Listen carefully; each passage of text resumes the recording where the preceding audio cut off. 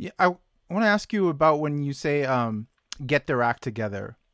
So, for example, on social media, I'm very critical of religion, religion in general, but often especially about Islam, and I'm under no delusions that my criticism might be a little bit too atheist based for most people because Mm. I'm born an atheist. My parents are atheists. I don't really have a religious background, so I know I'm not everyone's taste. And on top of that, I'm also very aware of the fact that you can't just make the Middle East atheist one day to the next and all problems are solved. That's not about that. And also on top of that, it's my criticism of is in no way ever any way implying that I want censorship of religion, right? I don't think the U.S. or any Western country improves the condition of religiosity or the well-being of people by censoring religious books, closing down places of worship like mosques, anything that where they're not hurting anyone. The free practice should always be there.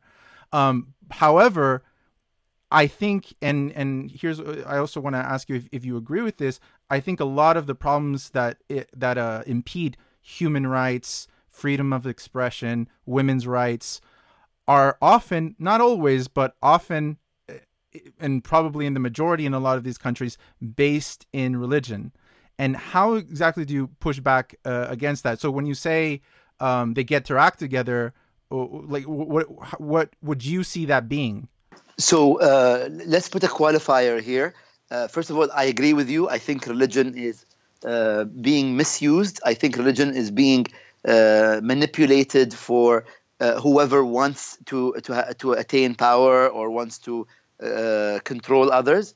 I also see that religion is used not only in Islam but also Christianity in the Middle East and the Arab world.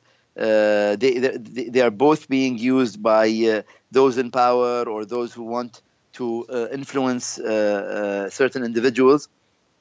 I When I say the governments need to get their act together, first of all, they have to ban and jail not only people who commit crimes, but people who incite others, people who these clerics who encourage others to commit crimes, even if they don't commit crimes themselves, but the fact that they encourage others to do it, and they use the sort of umbrella of religion and say you will go to heaven if you commit this crime. These are people who are responsible because they're sending teenagers and people in their early 20s to kill others, so they cannot be looked upon as innocent bystanders.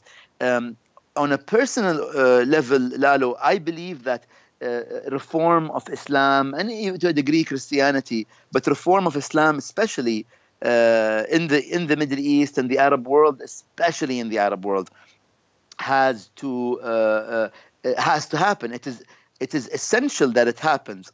But I believe that it will not come from the Arab world. I believe that the reform of Islam will come from mosques in the East and the West.